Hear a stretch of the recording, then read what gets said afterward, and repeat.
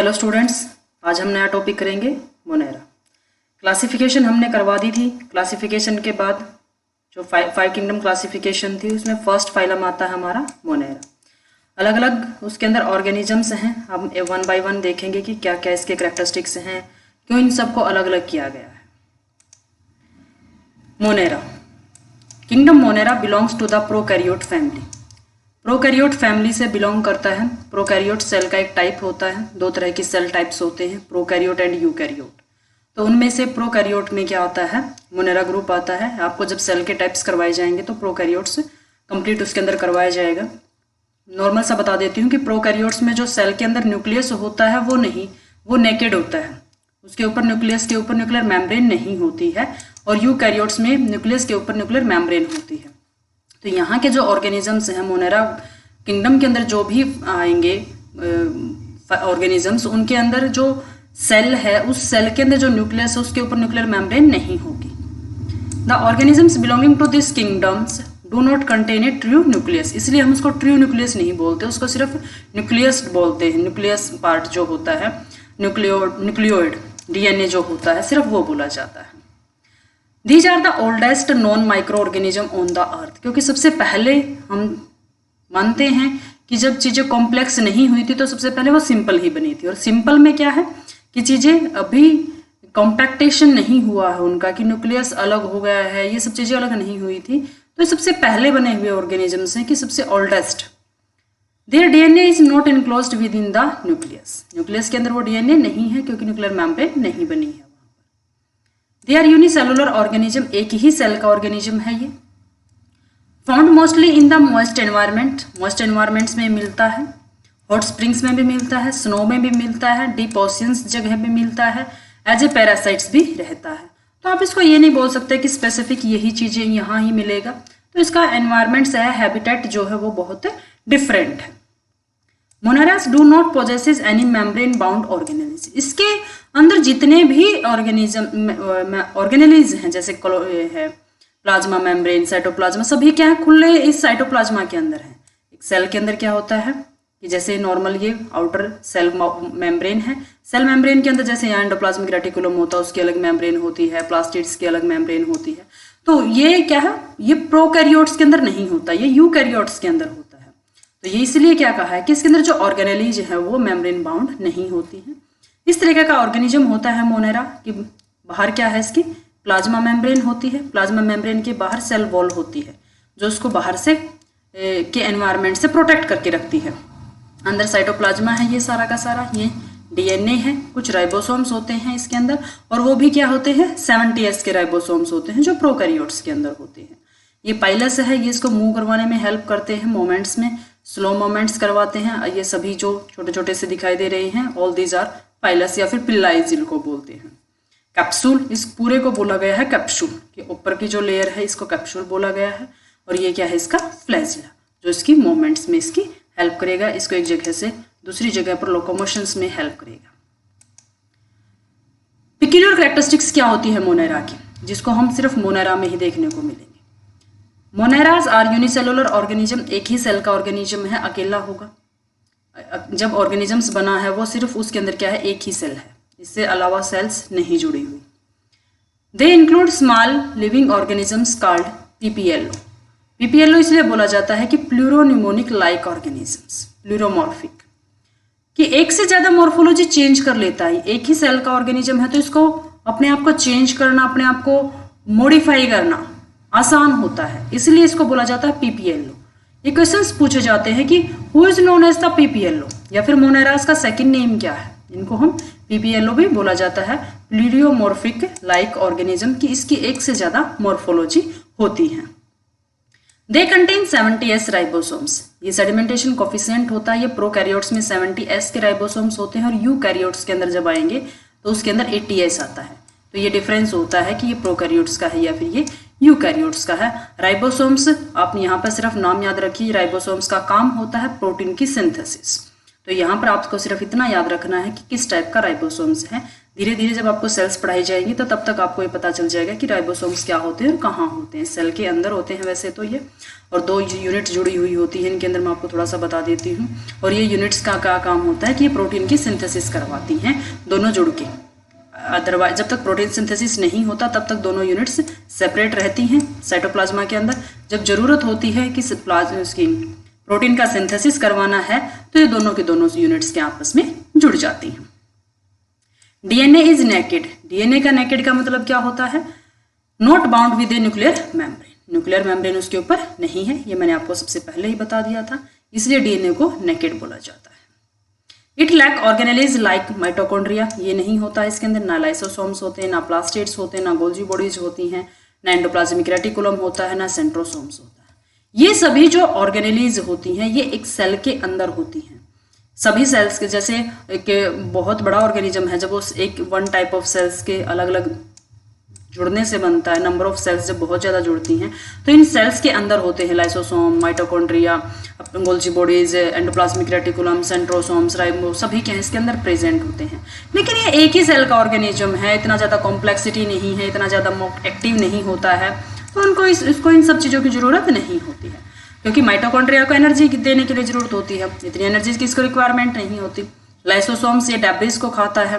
Plastids जो होते हैं, क्लोरोप्लास्ट हैं जो ये फोटोसिंथेसिस में काम करता है, वो भी नहीं है। गोल्जी बॉडीज हैं, इसकी लिपिड सिंथेसिस में आती हैं। एंडोप्लाज्मिक रेटिकुलम्स हैं, ये प्रोटीन सिंथेसिस में आते हैं। सेंट्रोसोम्स जो होते हैं ये उसके जो फ्लैजिलाज होते हैं, जो सेल का डिवीजन होता है उनमें हेल्प करते हैं, लेकिन उतना सारा प्रोसेस इसके अंदर हो ही नहीं रहा है, तो इन सब चीज़ों की जरूरत नहीं होती। They reproduce asexually by the binary fission और द बडिंग।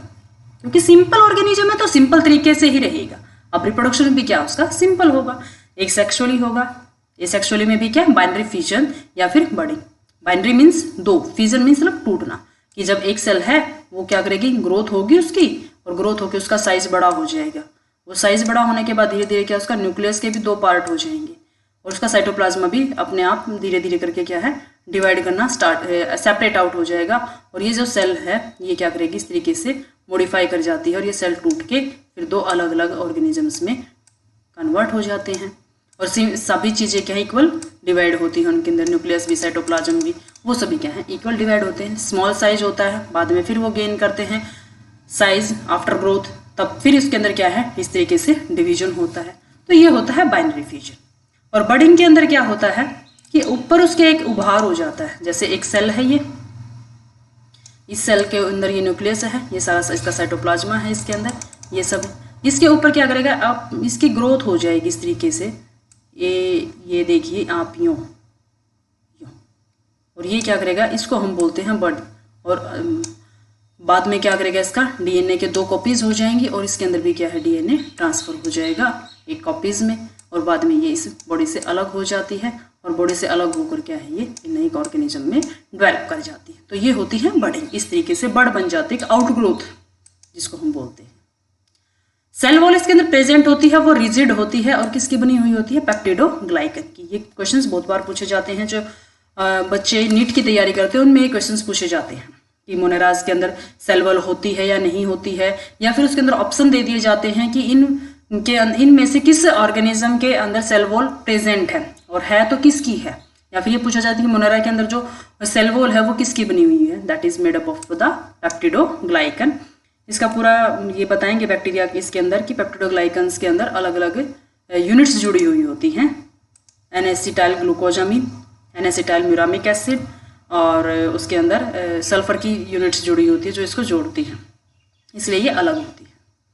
फ्लैजिला होता है। फ्लैजिला क्या काम करता है, लोकोमोटरी ऑर्गन की तरह एक्ट करता है। जैसे हमारे हाथ पैर होते हैं, इसी तरीके से इसके अंदर फ्लैजिला होता है, उसको मूव करवाने के लिए। लोकोमोशन मतलब उसको एक जगह से दूसरी जगह ट्रांसफर करने के लिए, उसको जाने के लिए खुद से। These are environmental decomposers. Environment में जो डिकम्पोजर का काम करते हैं, जो चीजें गड़ सड़ जाती हैं उनको सड़ाने का, बिल्कुल उनको उनके कॉम्प्लेक्स से सिंपल के अंदर कन्वर्ट करने का काम कौन करता है, इनके अंदर मोनेरा करता है। तो मोनेरा का एक एनवायरमेंट में क्यों जरूरी है, क्योंकि एक डिकम्पोजर की तरह काम करते हैं। अगर डिकम्पोजर नहीं होंगे तो क्या है, चीजें डेथ होती रहेगी ऑर्गेनिजम्स की, और ये क्या करेंगे, ऐसे ही क्या उनका ढेर लगता रहेगा। डिकम्पोज करने वाला कोई होगा नहीं, तो वो क्या है, अर्थ के ऊपर एक स्पेस फिलिंग हो जाएगी। अब जब डिकम्पोजर हैं तो वो क्या करेंगे, इसको कॉम्प्लेक्स को सिंपल में कन्वर्ट करेंगे, बाद में इसको सॉइल की फॉर्मेशन में करवा देंगे, और सॉइल में क्या फिर उसको दूसरे ऑर्गेनिजम्स को रहने के लिए वहाँ जगह मिल जाएगी। तो इस तरीके से क्या है, ये डिकम्पोजर का काम करते हैं। दे show different mode of nutrition, अलग अलग तरीके का मोड ऑफ न्यूट्रिशन है कि वो खाते किस तरीके से। ऑटोट्रॉफिक, कुछ ऑटोट्रॉफिक भी हैं जो अपना फूड अपने आप सिंथेसाइज कर सकते हैं। पैरासिटिक, जो किसी और के बॉडी के ऊपर रहते हैं और उसकी बॉडी से अपना फूड लेते हैं। हेट्रोट्रॉफिक, वो भी किसी और के ऊपर रहते हैं, किसी और से अपना फूड लेते हैं। सेप्रोफाइटिक, जो डेड है उससे अपना फूड लेते हैं। इस तरीके के क्या है, इनके मोड ऑफ न्यूट्रिशन डिफरेंट है। मोनेरा किंगडम के अंदर अलग अलग क्या है, इसके फिर सब किंगडम्स हैं, और ऑर्गेनिजम्स इसमें जो काउंट किए जाते हैं वो कौन से हैं। 2 सब किंगडम्स हैं, आर्कीबैक्टीरिया एंड यूबैक्टीरिया। मोनेरा के और भी मेंबर्स हैं, जैसे माइकोप्लाज्मा है, एक्टिनोमाइसिटीज है, रिकेट्सिया है। ये सभी 5 क्या है, इसके मोनेरा किंगडम्स के अंदर आने वाले सब किंगडम्स या फिर इसके फाइलम्स हैं, ऑर्गेनिजम्स हैं जो इसके अंदर काउंट किए जाते हैं। हम इसमें इसको देखते हैं 1 बाय 1 कि मोनेरा के अंदर क्या आता है, माइकोप्लाज्मा के अंदर क्या आता है, एक्टिनोमाइसिटीज कैसी हैं, रिकेट्सिया कैसा है, आर्कीबैक्टीरिया कैसा है, यूबैक्टीरिया कैसा है, क्या डिफरेंस है इनके अंदर। ये देखिए flow chart. Kingdom Monera, 5 kingdom classification में सबसे पहला किंगडम आता है हमारा मोनेरा। उसके 2 सब किंगडम है, आर्कीबैक्टीरिया और यूबैक्टीरिया। ये जो सबसे पहले आया था bacteria, that is primitive bacteria, इसलिए इसको आर्कीबैक्टीरिया बोला जाता है। आज के टाइम पे जो बैक्टीरिया प्रेजेंट है उसको, या फिर ट्रूली जो है आज के टाइम पर आर्कीबैक्टीरिया भी मिलते हैं, ऐसी बात नहीं है, लेकिन जो इवोल्यूशन पॉइंट ऑफ व्यू से सबसे पहले बना था दैट इज आर्कीबैक्टीरिया। जो आज प्रेजेंट जो बाद में ग्रोथ होके आया है, उसके अंदर चेंज होके आया है, वो क्या है, ट्रू बैक्टीरिया जिसको हम बोलते हैं, उसको हम बोलते हैं यू बैक्टीरिया। यू मीन्स होता है ट्रू। आर्कीबैक्टीरिया के अंदर अलग मेंबर्स हैं, जैसे मिथेनोजन्स आते हैं, उसके अंदर हेलोफाइल्स आते हैं, थर्मोएसिडोफाइल्स आते हैं। अब यू बैक्टीरिया के आगे क्लासिफिकेशन क्या है, on the basis of there staining behaviour. हम उनको स्टेन करना होता है, डाई करना, उसको कलर करवाना। अब बहुत छोटा सा ऑर्गेनिज्म है, दिखाई नहीं देता, नेकेड आई से तो बिल्कुल ही दिखाई नहीं देता। माइक्रोस्कोप से हम उसको देखते हैं, माइक्रोस्कोप में अगर उसका कलर नहीं होगा तो हम कैसे देख पाएंगे उसको, चाहे कितने सारे ही बैक्टीरिया प्रेजेंट हो वहां पर। तो उसके लिए उसको स्टेन किया जाता है, डाई करवाई जाती है। उस स्टेनिंग में ग्रैम एक साइंटिस्ट था, उसके नाम पे प्रेजेंट है ये। ग्रैम पॉजिटिव बैक्टीरिया होते हैं और एक ग्रैम नेगेटिव बैक्टीरिया होते हैं।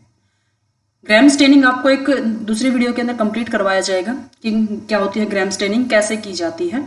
तो उसके बेसिस पे क्या है, 2 तरह के ऑर्गेनिजम्स, 2 तरह के बैक्टीरिया होते हैं, gram positive and the gram negative. On the basis of their structure के बेसिस पे अलग अलग होते हैं। कोकाई शेप के होते हैं, गोल गोल। बैसिलस जो कैप्सूल लाइक स्ट्रक्चर्स होती है इस तरीके से, रॉड शेप। ये स्पेरिलम जिसके क्या है, स्पाइरल शेप होती है इस तरीके की। Vibrio coma shape. ये आपको एक 7th क्लास की एक वीडियो डाली हुई है मैंने बैक्टीरिया की, उसके अंदर भी पता चल जाएगा। उसकी वीडियोस देखोगे तो शेप उसके अंदर भी बताएगी, अदरवाइज आपको इसके अंदर से पता चल रहा है। कोकाई राउंड शेप होते हैं, बैसिलस कैप्सूल शेप होते हैं, या फिर रोड शेप भी बोला जाता है बैसिलस को, बैसिलाई को, या फिर बैसिलस भी बोलते हैं। स्पिरुलम को स्पाइरल शेप होती है, विब्रियो कोमा शेप होती है। On the mode of their nutrition के बेस पर हम उनको डिवाइड करते हैं। तो ऑटोट्रॉफिक होते हैं या फिर हेट्रोट्रॉफिक, या तो ऑर्गेनिजम्स खुद अपना फूड बनाएंगे या किसी और से लेंगे। अब खुद बना रहे हैं तो किस तरीके से बना रहे हैं, या तो फोटोसिंथेसिस के थ्रू बना रहे हैं, या पर्पल सल्फर बैक्टीरिया, इस तरीके के भी बैक्टीरिया होते हैं जो सल्फर के डिकम्पोजिशन से एनर्जी गेन करके अपना फूड सिंथेसाइज करते हैं। और फोटोसिंथेसिस में क्या होता है, सनलाइट से, फोटोसिंथेसिस में क्या होता है, सनलाइट से एनर्जी गेन करते हैं तब अपना फूड सिंथेसाइज करते हैं। हेट्रोट्रॉफिक में क्या है, सेप्रोफाइटिक क्या होते हैं, जो डेड के ऊपर, डेड ऑर्गेनिजम्स को खा के अपना क्या है, न्यूट्रिशन गेन करते हैं। सिम्बायोटिक एक दूसरे के साथ रिलेशनशिप में, एक ऑर्गेनिज्म है, दूसरा ऑर्गेनिज्म उसके पास रहता है, और ये क्या करता है, एक उसको स्पेस दे देता है, दूसरा उसको फूड दे देता है। तो इस तरीके से क्या होता है, सिम्बायोटिक रिलेशनशिप। पैरासिटिक में क्या होता है, किसी और की बॉडी के ऊपर रहना या फिर उसकी बॉडी के अंदर रहना, मतलब क्या है, किसी और के ऊपर डिपेंड कर रहा है वो, और उसको हार्मफुल भी करता है, उसको हार्मफुल इफेक्ट भी करता है। तो वो क्या होते हैं, पैरासिटिक मोड ऑफ न्यूट्रिशन होता है। इसके अलावा जो हमने पढ़े हैं, माइकोप्लाज्मा है, रिकेट्सिया है, उन सबको क्या है हम वो भी इसके साथ पढ़ेंगे। तो ये 5-6 इसके मेंबर्स हैं क्लासिफिकेशंस के थ्रू। तो उनको हम एक बार देखते हैं क्या होता है उनके अंदर। First one is the mycoplasma. It was discovered by the two scientist Nocard and Roux 1898 और 1898, 2 बार आया ये, इसको मिस प्रिंट हो चुका है ये। तो इस ईयर में उन्होंने क्या इसको डिस्कवर किया था। इसके अंदर सेल वॉल नहीं होती है, हमने माइकोप्लाज्मा पढ़ रहे हैं अभी, इसके अंदर सेल वॉल नहीं होती है, लेकिन ये मोनेरा का मेंबर है, उसके अंदर सेल वॉल होती है। तो ये क्या एक एक्सेप्शन है कि माइकोप्लाज्मा के अंदर, मोनेरा के माइकोप्लाज्मा के अंदर सेल वॉल नहीं होती है। And are aerobic non motile organism. Aerobic है कि ऑक्सीजन की प्रेजेंस में रहता है, और नॉन मोटाइल है, मूव नहीं कर सकता। Due to absence of cell wall, pleomorphic nature होता है इसका, इसलिए इसको माइकोप्लाज्मा को क्या बोला जाता है, PPLO। अगर माइकोप्लाज्मा स्पेसिफिक दिया गया है तो आप इसको टिक करोगे, अगर मोनेरा दिया गया और माइकोप्लाज्मा नहीं दिया गया है तो आप माइकोप्लाज्मा की जगह मोनेरा को टिक करोगे कि उसकी उसी का ऑर्गेनिज्म है ये, जिसको PPLO बोला जाता है, प्लूरियोनिमोनिक लाइक ऑर्गेनिज्म। कि ये मोर्फोलॉजी क्या कर लेता है, बहुत जल्दी जल्दी चेंज कर लेता है, क्योंकि इसके पास सेल वॉल नहीं होती है।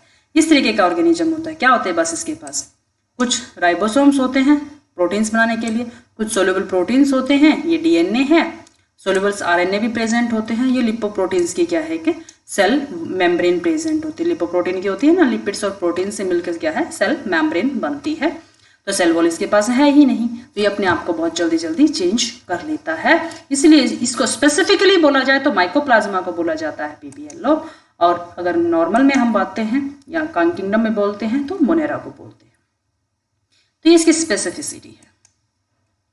एक्टिनोमाइसिटीज। एक्टिनोमाइसिटीज के अंदर क्या होते हैं, the member of A heterogeneous group of gram positive. Gram positive होते हैं कि जब ग्राम की स्टेनिंग की जाती है तो वो उसको गेन कर लेते हैं।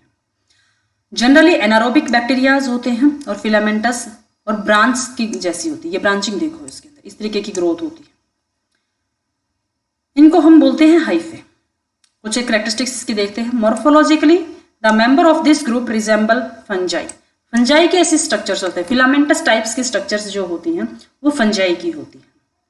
इसलिए क्यों बोला जाता है, क्योंकि ये जो फिलामेंटस स्ट्रक्चर्स हैं, जो हाइफे जो होते हैं, ये फंजाई के अंदर मिलते हैं। तो ये फंजाई की जैसी स्ट्रक्चर्स होती हैं, लेकिन होती क्या ही है, actinomycetes. During the composting process, compose करने का काम होता है, डिग्रेडेशन का काम होता है। Mainly thermophilic. थर्मोफिलिक मतलब क्या होते हैं, थर्मो टेम्परेचर फिलिक लवर, कि हाई टेम्परेचर के ऊपर भी क्या ये काम कर सकती हैं। एंड थर्मो टॉलरेंट एक्टिनोमाइसिटीज, कि वो हाईली टेम्परेचर के ऊपर ही क्या है वो आराम से रह जाती हैं। Are responsible for the decomposition of organic matter at elevated temperature. High temperature के ऊपर डिकम्पोजिशन का काम जो है वो एक्टिनोमाइसिटीज करती हैं। एक्टिनोमाइसिटीज की एक स्पेसिफिसिटी क्या होगी है कि वो हाईली टेम्परेचर के ऊपर सर्वाइव कर सकती हैं। तो ये अलग अलग चीजें ये हमें याद करनी है कि एक्टिनोमाइसिटीज में क्या आ जाएगा, highly temperature lover. Generally, actinomycetes grow on the fresh substrata more slowly than the fungi and the bacteria. लेकिन बैक्टीरिया और फंजाई से क्या है, ये धीरे धीरे ग्रो करती है, उससे स्लोली ग्रोथ होती है इसकी। During the composting process, the actinomycetes degrade natural substance such as chitin and the cellulose. Chitin और cellulose highly tough substance होते हैं और इनका डिग्रेडेशन बहुत स्लो होता है, लेकिन एक्टिनोमाइसिटीज उसको भी क्या है, डिग्रेड कर सकती है।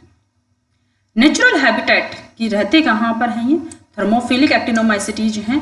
तो ये क्या है, कॉर्न माइल्स के अंदर भी रह सकती हैं, एयर कंडीशन सिस्टम्स के अंदर भी और क्लोज टेबल्स के अंदर भी। एक्टिनोमाइसिटीज ज़्यादातर क्या होती हैं, बहुत हाईली टेम्परेचर के ऊपर सर्वाइव कर सकती हैं, इसलिए हम इनको ये नाम दिया जाता है। जो हमारे ये होते हैं हॉट स्प्रिंग्स होते हैं, वहाँ तक मिलती हैं ये।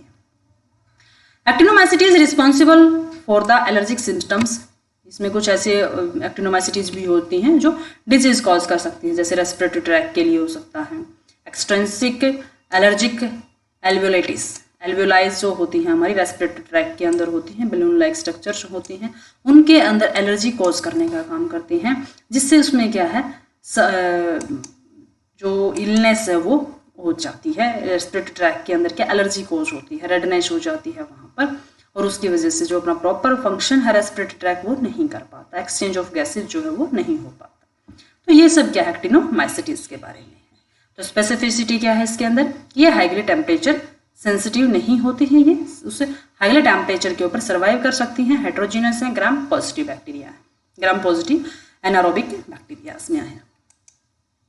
रिकेट्सिया, रिकेट्सिया के अंदर क्या आता है, they are small aerobic and gram negative. ये क्या है, ग्राम नेगेटिव, ये आपको याद रखना है इसके अंदर।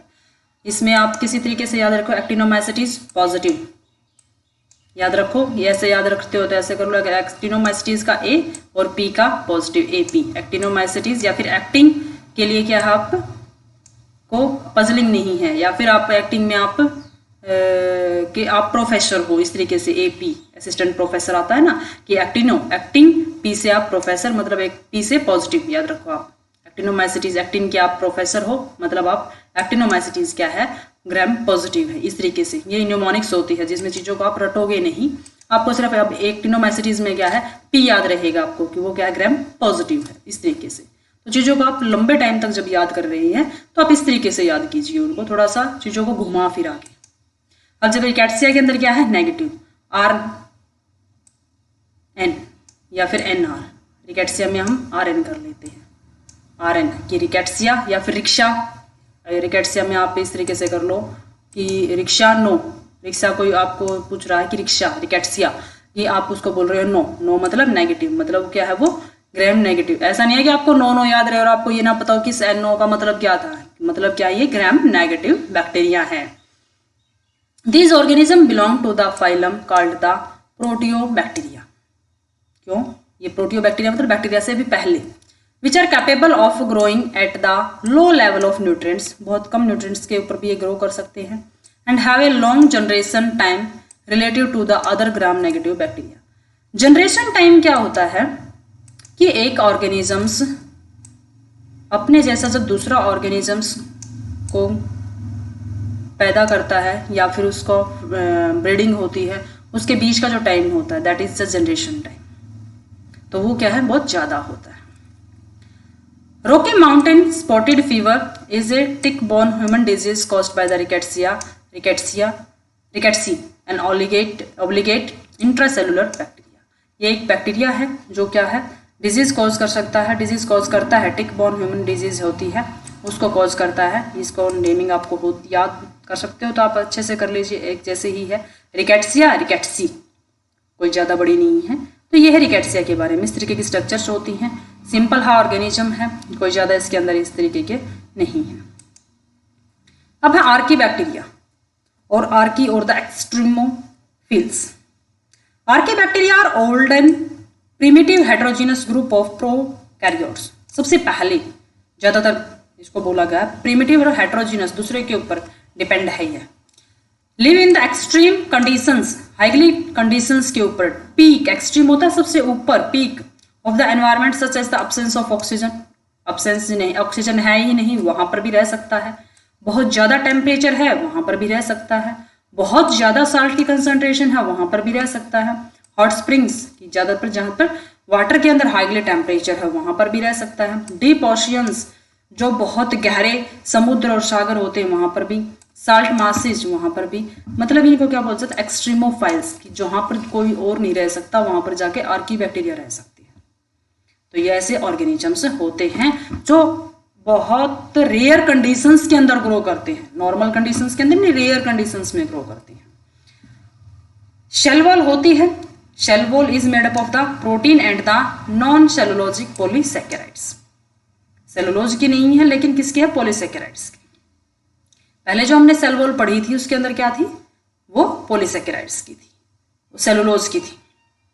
Presence of 16S RNA, RNA के टाइप्स होते हैं, 16S RNA, 18S RNA, 23, वो यूनिट्स होती हैं जो राइबोसोम्स को बनाती हैं। तो उनमें से एक यूनिट होती है 16S। जैसे हमने 70S राइबोसोम्स पढ़े थे, 70S राइबोसोम्स, 70S राइबोसोम्स की दो यूनिट होती हैं, one is the 30S and second one is the 50S। ये दो सब यूनिट होती हैं, ये स्मॉलेस्ट सब यूनिट होती है, ये लार्जेस्ट होती है। तो स्मॉलेस्ट सब यूनिट को मिलकर बनाते हैं 16S आरआरएनए और उसके साथ कुछ प्रोटीन्स मिलके। तो वो प्रोटीन्स जो होते हैं, ये जो आरआरएनए है इसके अंदर, ये यूनिक है, इसी के अंदर प्रेजेंट होता है और इसको क्या करता है फिर ये help in placing them in A separate domain called archaea. Archaea के अंदर इसको रखने में क्या है इसकी हेल्प करता है। और ये आर्किया ग्रुप कहाँ पर आता है, बैक्टीरिया और यू बैक्टीरिया के इन बिटवीन, कि ना तो वो बैक्टीरिया में काउंट किया जाता ना ही वो यू बैक्टीरिया के यूकैरियोट्स में काउंट किया जाता, बीच में एक अलग ग्रुप हो जाता है आर्की।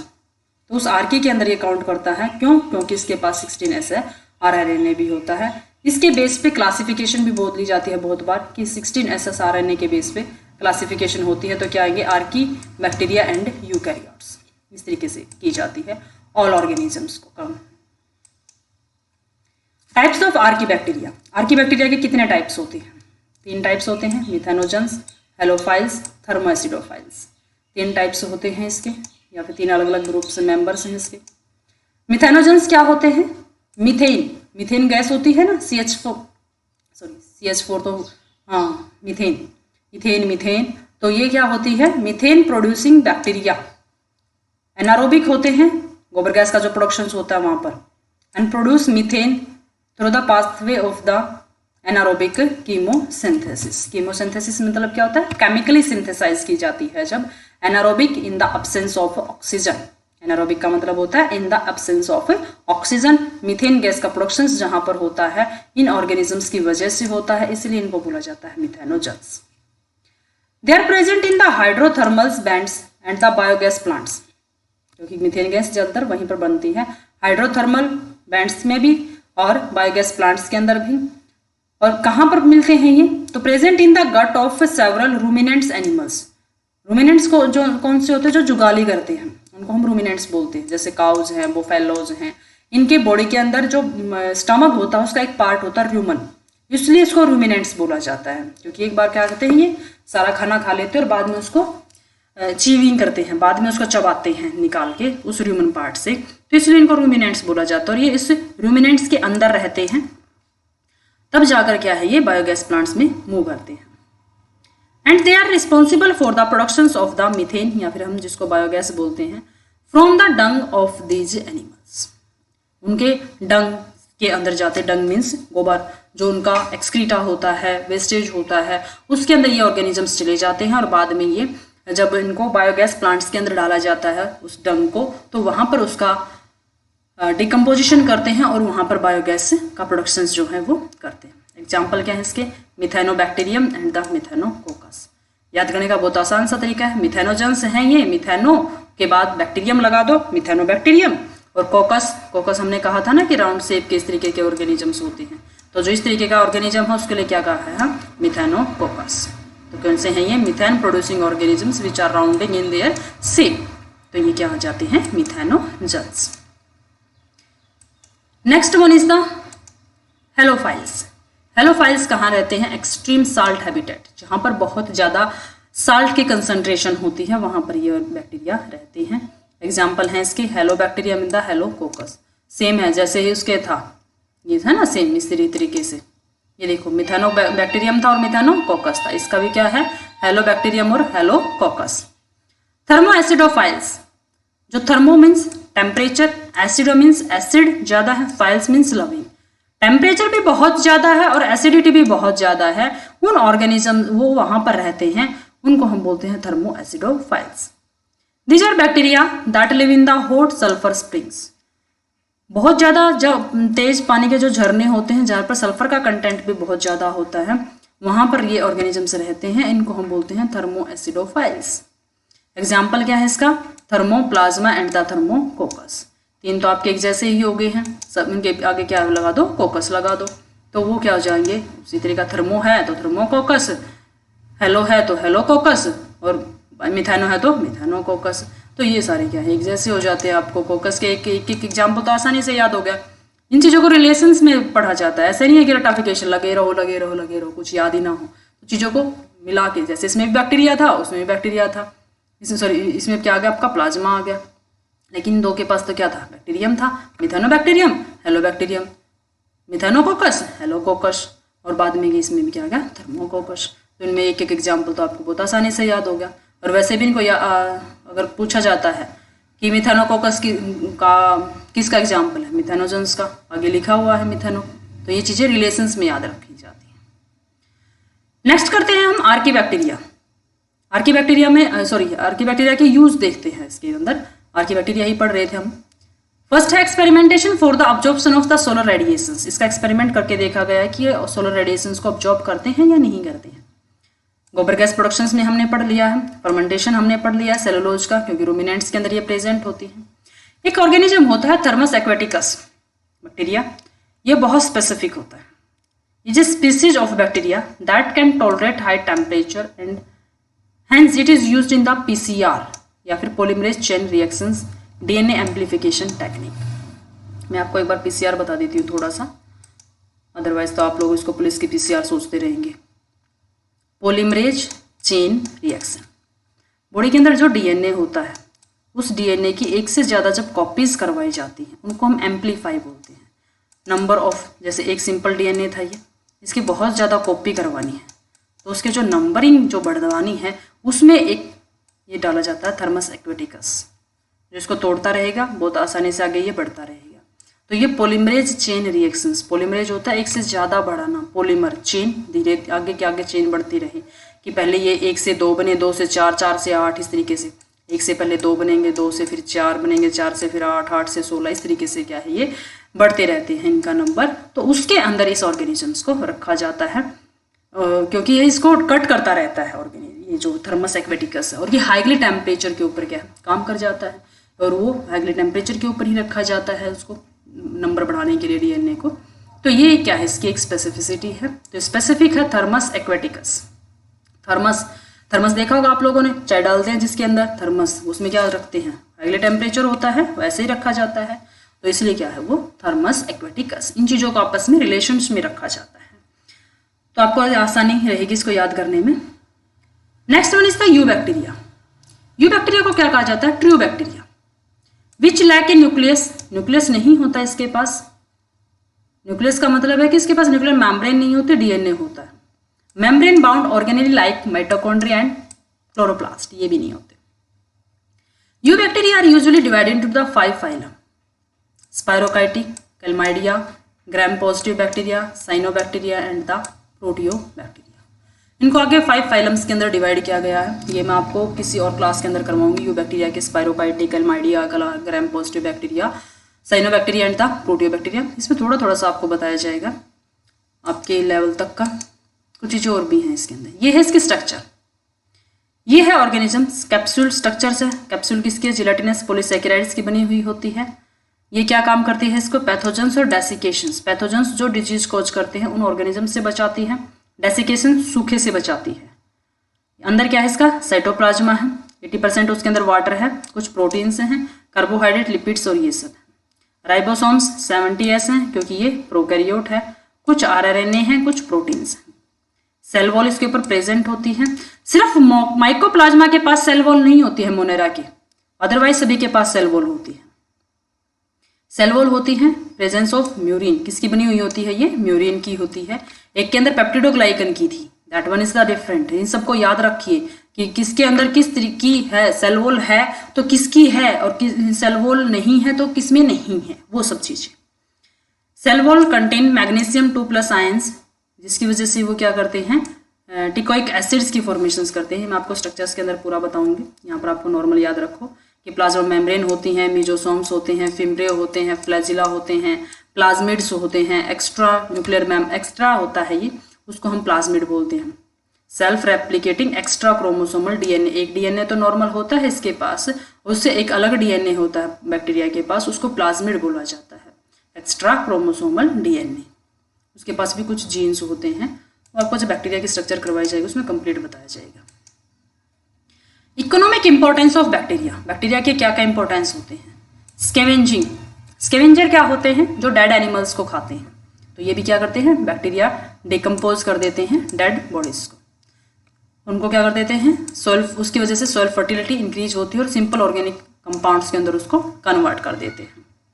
जैसे सेलुलोज है उसको ग्लूकोज की सब यूनिट्स में तोड़ दिया, ग्लूकोज को प्लांट्स फिर दोबारा से यूज कर लेगा, इस तरीके से। तो वर्ल्ड बेस्ट स्केवेंजर, स्केवेंजर जो डेड्स को खाते हैं, जैसे चील, गिद्ध, ये होते थे, इनको हम स्केवेंजर बोलते थे। तो अब इसको सबसे स्मॉलेस्ट में क्या बोला जाता है? बैक्टीरिया को।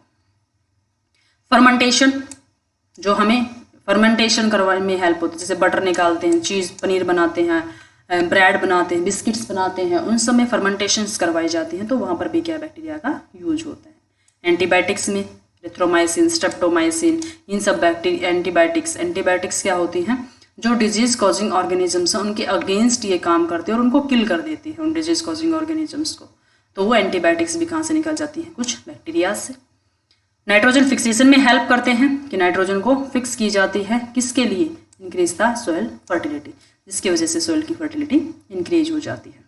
जेनेटिक इंजीनियरिंग में यूज किया जाता है कि जीन्स को चेंज करना हो, हार्मोन्स बनाने हैं, एंजाइम्स बनाने हैं, वैक्सीन बनानी है, वाइटामिन्स बनाने हैं, एनिमल्स को ट्रांसजेनिक करना है कि एक एनिमल्स है उसके पास मिल्क प्रोडक्शंस का जीन अच्छा है, दूसरे के पास बॉडी ग्रोथ का जीन अच्छा है, तो मिल्क वाले के पास क्या है उसका, या तो दोनों के जीन्स आपस में क्या है चेंज कर दिए जाते हैं, तो होता है ट्रांसजेनिक।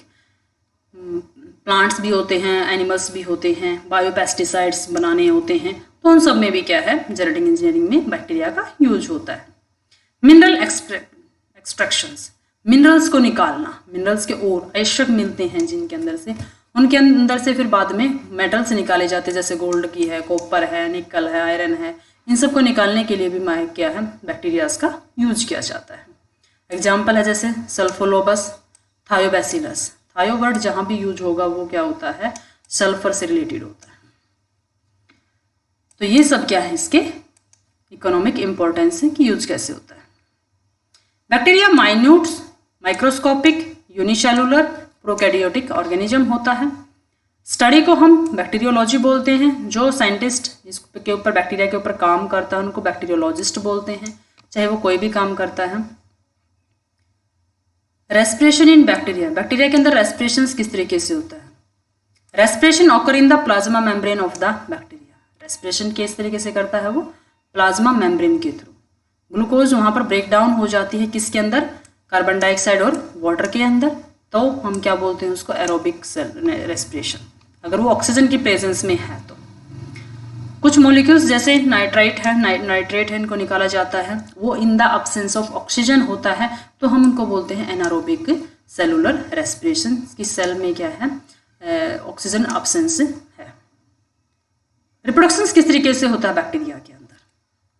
बैक्टीरिया रिप्रोड्यूस करता है दो तरीके से, या तो सेक्सुअली करेगा या वो एसेक्सुअली करेगा। अगर वो एसेक्सुअली कर रहा है तो क्या करेगा? फ्यूजन करेगा, या फिर वो क्या करता है? बडिंग के थ्रू करता है। एसेक्सुअल रिप्रोडक्शन में हमने क्या कहा? Primary fusion and the endospore formations. Endospore में क्या होता है कि वो अपने ऊपर एक हार्ड सी कवरिंग कर लेता है जब एनवायरनमेंट अनफेवरेबल होता है, और जब एनवायरनमेंट उसके लिए फेवर हो जाता है तो इस जो हार्ड कवरिंग को, इस थिक वॉल को क्या कर देता है? ये तोड़ देता है, और टूटने के बाद क्या दोबारा से फिर ये ग्रोथ करना स्टार्ट कर देता है। जैसे हमारे सीड्स होते हैं, जैसे ग्रैम सीड होता है, चने का जो सीड होता है, उसके ऊपर एक कवरिंग होती है, जब तक वो हमारे ह्यूमिडिटी में नहीं प्रेजेंट है, सोइल में नहीं है, तब तक क्या है वो नॉर्मल रहता है, वो उसके पास पावर है जर्मिनेशंस की, लेकिन उसके पास वो कंडीशंस अवेलेबल नहीं है। जब भी हम उसको वाटर के अंदर डालते हैं, जैसे हम स्प्राउट्स निकालते हैं, तो वो क्या है ग्रो करना स्टार्ट कर देता है, उसकी जो थिक कवरिंग है वो क्या है टूट जाती है। तो इस तरीके से क्या होते हैं इसके अंदर एंडोस्पोर, उसको हम एंडोस्पोर बोलते हैं। बैक्टीरिया के केस में हम इसको एंडोस्पोर बोलते हैं। अगर वो सेक्सुअली रिप्रोड्यूस कर रहा है तो या तो ट्रांसफॉर्मेशन के थ्रू करेगा, या कॉन्जुगेशन, या फिर ट्रांसजेक्शन। ट्रांसफॉर्मेशन में क्या है? ट्रांसफॉर्मेशन का एक पूरा प्रोसेस है, मैं आपको नॉर्मल सा बता देती हूँ। यहाँ पर ये कॉन्जुगेशन ट्यूब बनाते हैं, ये एक ऑर्गेनिजम्स है, एक बैक्टीरिया दूसरे बैक्टीरिया के साथ एक कॉन्जुगेशन ट्यूब बनाते हैं, उसमें क्या है ट्रांसफॉर्मेशन। कॉन्जुगेशंस में क्या होते हैं? लिटलबर्ग एंड टॉटम ने इसको डिस्कवर किया था। ट्रांसजेनिक मटेरियल को सेक्स पिलाइज के थ्रू क्या करते हैं? ये ट्रांसफर कर देते हैं। ट्रांसडक्शन, इसमें डक्ट जैसा कुछ नहीं होता है। बैक्टीरियोफाज, वो वायरस जो बैक्टीरिया को किल करते हैं या फिर बैक्टीरिया को अफेक्ट करते हैं। बैक्टीरियोफाज खुद एक वायरस होता है जो बैक्टीरिया को इन्फेक्ट करता है और इन्फेक्शंस के थ्रू वो कोई भी जेनेटिक मटेरियल ट्रांसफ़र कर लेते हैं, उसके थ्रू जब रिप्रोडक्शंस होता है तो हम बोलते हैं ट्रांसडक्शंस। इनमें आपको सभी को अलग अलग तरीके से याद रखना है कि प्रोसेसिंग क्या है। ट्रांसफॉर्मेशंस में क्या है, transfer to another through the conjugation tube. Conjugation में कॉन्जुगेशन ट्यूब नहीं है, ट्रांसफॉर्मेशंस में कॉन्जुगेशन ट्यूब बनती है। कॉन्जुगेशंस में सेक्स पिल्लाइज के थ्रू जाता है, ट्रांसडक्शंस के अंदर बैक्टीरियोफाज के थ्रू जाता है। ये चीजें याद करनी है आपको इसके अंदर। किसने दिया था ट्रांसफॉर्मेशन? ग्रिफिथ ने दिया था। कॉन्जुगेशन को लीडरबर्ग एंड टोटम ने दिया था, ट्रांसडक्शन को जिंडर एंड लीडरबर्ग ने दिया था। दो जगह है। कॉन्जुगेशन जब हुआ, इन चीजों को रिलेशंस में याद करते हैं। मैं आपको एक तरीका बताती हूँ। ट्रांसफर करना है, ट्रांसफॉर्मेशन, ट्रांसफर ग्रिफ्थ, एफ किसको? ग्रिफ्थ को। कैसे? कॉन्जुगेशन ट्यूब के थ्रू। ट्यूब के थ्रू ट्रांसफर करना है ग्रिफ्थ को। ग्रीफ होते हैं ना, जो ग्रीफ हम डालते हैं उसके अंदर डालते हैं, ये जो ग्रीफ डालते थे पहले इलेक्ट्रिक अप्लायंसेस के लिए रखते हैं ग्रीफ, उसको याद रखो। ग्रीफ को कहाँ ट्रांसफर करना? कॉन्जुगेशन ट्यूब के थ्रू, उसके अंदर डालना। तो तीन चीजें याद होगी कि ट्रांसफॉर्मेशंस ग्रिफिथ ने दिया था, कॉन्जुगेशन ट्यूब के थ्रू उसके अंदर जेनेटिक मटेरियल ट्रांसफर होता है। कॉन्जुगेशन कैसे होती है फिर? कॉन्जुगेशन में कॉन्जुगेट, कंजक्शंस याद है, दो चीजों को जोड़ते हैं। इसमें भी दो हैं, साइंटिस्ट दो हैं। कौन से? लीडरबर्ग और टोटम। एलटी याद हो, पता आपको क्या होते हैं? लैब अटेंडेंट जो होते हैं, लैब्स में काम करते हैं, जो हमें इक्विपमेंट्स प्रोवाइड करते हैं, उनको एलटी बोला जाता है। तो इसमें याद रखो आप एल और टी, लीडरबर्ग और टोटम, या फिर ऐसे करो CLT, और इसके पास SP, sex Pillai. Conjugation Lederberg and totem इसने दिया था, इसमें सेक्स पिल्लाइज यूज होते हैं, SP याद रखो। CLT, C conjugation, LT Lederberg और टोटम ने इसको दिया था, ये साइंटिस्ट हैं। इसमें जेनेटिक मटेरियल ट्रांसफर कैसे होता है? सेक्स पिल्लाइज के थ्रू होता है। ये होगा आपको याद।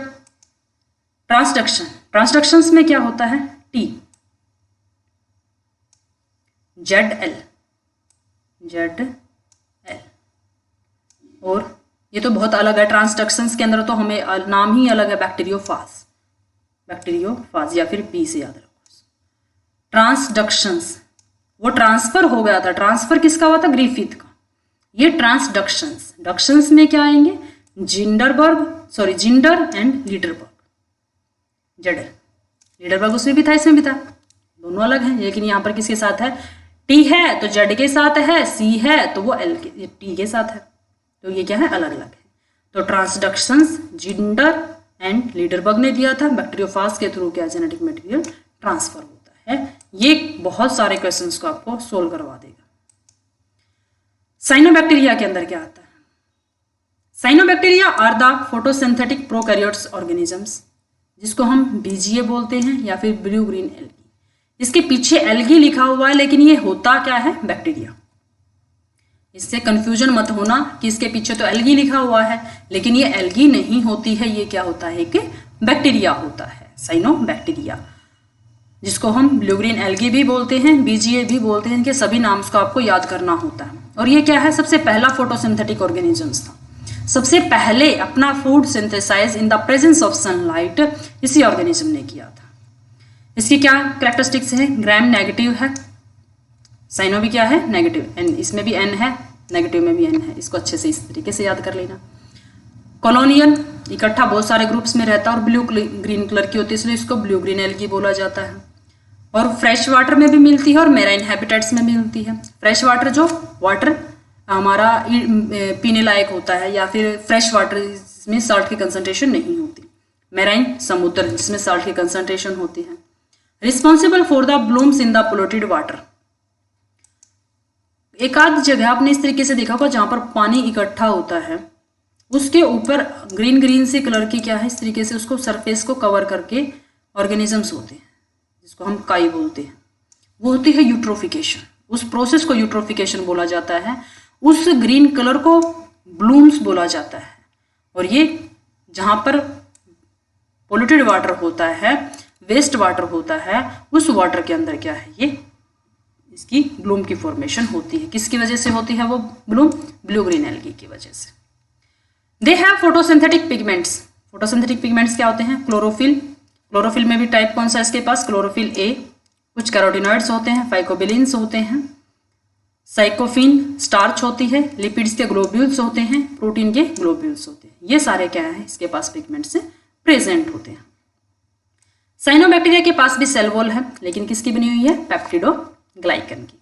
पीछे क्या थी? एक अलग थी जिसके अंदर प्रोटीन्स और ग्लाइकोप्रोटीन्स की बनी हुई थी। नेकेड डीएनए है क्योंकि ये मोनेरा का मेंबर है। 70S क्या है इसके पास? ये 70 नहीं है, सिर्फ 70S है। 70S राइबोसोम्स होते हैं। मेम्ब्रेन बाउंड ऑर्गेनेल्स इसके पास प्रेजेंट नहीं है, जैसे माइटोकॉन्ड्रिया, गोल्जी बॉडीज, ये सब इसके पास प्रेजेंट नहीं होते हैं क्योंकि मोनेरा के अंदर ये ग्रुप्स में होती ही नहीं। Cyanobacteria can fix atmospheric nitrogen, ये भी फिक्स कर सकता है। नाइट्रोजन को फिक्स करने की प्रॉपर्टीज के पास होती है। किसकी वजह से? क्योंकि इसके पास एक स्ट्रक्चर होती है हेटेरोसिस्ट, और वो हेटेरोसिस्ट क्या है? इसकी हेल्प करती है नाइट्रोजन को फिक्स करने में। These are modified cells in which photosystem 2 is absent. photosystem 2 नहीं प्रेजेंट होता। फोटोसिंथेसिस का एक प्रोसेस होता है, उसके अंदर आपको ये बताया जाएगा। यहाँ पर आप सिर्फ इसको याद रखिए कि फोटोसिस्टम 2 इसके अंदर क्या है? absent होता है। Non cyclic phosphorylations does not takes place. इस वजह से क्या है इसकी?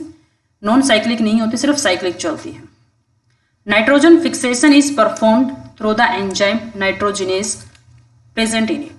नाइट्रोजिनेज इसके अंदर प्रेजेंट होता है, जिसकी वजह से क्या है? ये नाइट्रोजन को फिक्स कर पाते हैं।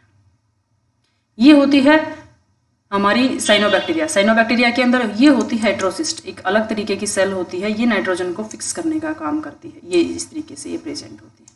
इसके ऊपर एक म्यूसिलेजिनस शीट होती है, बहुत चिपचिपी सी होती है, जो इसको क्या है एनवायरमेंट्स जो है इसका अलग से सुटेबल होता है। ये वेजिटेटिव सेल्स हैं जिससे वो ग्रो करती है, इनसे ग्रो करती है, इनसे नाइट्रोजन को फिक्स करती है।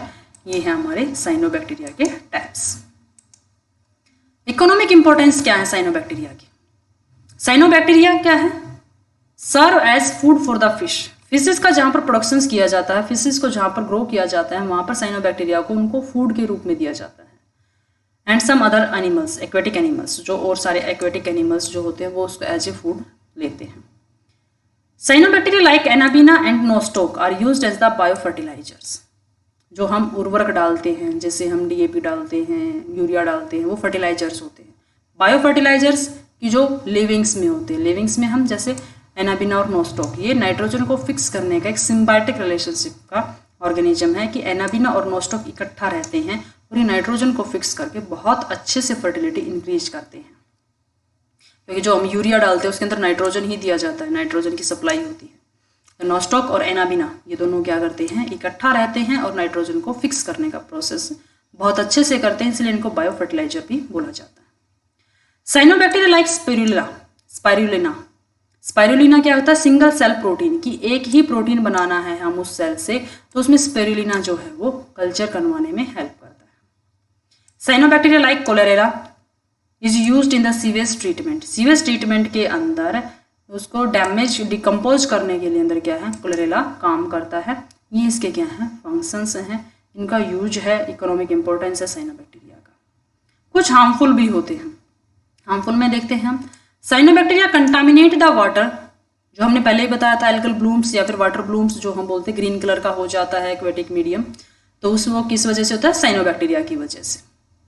This produce toxins in the water, वो टॉक्सिक्स प्रोड्यूस करते हैं, जहर पैदा करते हैं, and cause the death of the aquatic animals, और एक्वेटिक एनिमल्स किसकी वजह से डेथ हो जाती है। और स्प्लिटिंग भी हो जाती है ऑक्सीजन की वाटर है, वाटर के सरफेस को तो ऊपर से एल्गी ने कवर कर ली, इसको साइनोबैक्टीरिया ने कवर कर लिया, O2 और CO2 का एक्सचेंज नहीं हो पा रहा है, तो जिसकी वजह से जो अंदर के ऑर्गेनिजम्स हैं उनकी डेथ होती है। Cyanobacteria grow and develop blooms in the urban water supply pipelines, वहां पर भी होती है, जिसकी वजह से वो चॉक हो जाते हैं, चॉकिंग हो जाती है ना, वाटर बैक फ्लो करता है फिर, क्योंकि आगे वो ट्रांसफर नहीं कर सकता क्योंकि उनके अंदर तो ब्लूम्स जमे हुए हैं। Some cyanobacteria grow in the buildings during the rainy seasons, और उसको वजह से क्या है? डैमेज हो जाती है, तो ये भी क्या है? इसका एक हार्मफुल है। ये है आपको एक रेड सी, जो समुद्र है वो लाल हो गया, रेड सी, किसकी वजह से? रेड कलर होता है साइनोबैक्टीरिया की वजह से। और कौन सा साइनोबैक्टीरिया? सभी नहीं, एक, ट्राइकोडर्मियम एराथ्रियम। तो इसमें क्वेश्चन ये पूछा जाता है who is responsible for red sea. अलग अलग तरीके से क्वेश्चन पूछा जाता है कि रेड सी किसकी वजह से होता है? ट्राइकोडर्मियम एराथ्रियम की वजह से। रेड सी किसकी वजह से होता है? साइनोबैक्टीरिया की वजह से। ये क्वेश्चंस इसके होते हैं। साइनोबैक्टीरिया की वजह, कौन से साइनोबैक्टीरिया की या फिर कौन से बैक्टीरिया की वजह से, अलग अलग इसमें दे देगा आपको कि Red Sea cyanobacteria, bacteria, eubacteria, archaebacteria. Bacteria है, लेकिन हमें पता होना चाहिए कौन सा? Cyanobacteria, BGA. और उनमें से भी स्पेसिफिक अगर पूछता है, अगर साइंटिफिक नेम पूछता है, दैट वन इज द ट्राइकोडर्मियम एराथ्रियम। ये आपको याद रखना है। स्पेसिफिक रेड सी के लिए यही रिस्पॉन्सिबल होता है। तो ये क्या है? इसके हार्मफुल रोल है। Thank you students. ये मैंने आपको मोनेरा का मोस्ट ऑफ टॉपिक्स आपको करवा दिया है। सिर्फ बैक्टीरिया का एक अलग से टॉपिक करवाना है, वो आपको दूसरी वीडियो के अंदर मैं आपको करवा दूंगी। उसके अंदर आपको जो ट्रांसफॉर्मेशन, ट्रांजैक्शंस, कॉन्जुगेशंस, वो सब टॉपिक्स आपको क्लियर करवा दिए जाएंगे। और ग्राम नेगेटिव की जो ग्राम पॉजिटिव या फिर स्टेनिंग जो सिस्टम है वो करवाया जाएगा। इसमें आपको जो भी डाउट है आप कमेंट बॉक्स के अंदर इसके लिख सकते हैं। किसी का भी कोई भी डाउट है आप उसको कमेंट में करिए, आप शेयर कीजिए, 1 से 2 बार इसको देखिए। फिर भी समझ नहीं आता है तो आपको बार बार इसको देखते रहिए।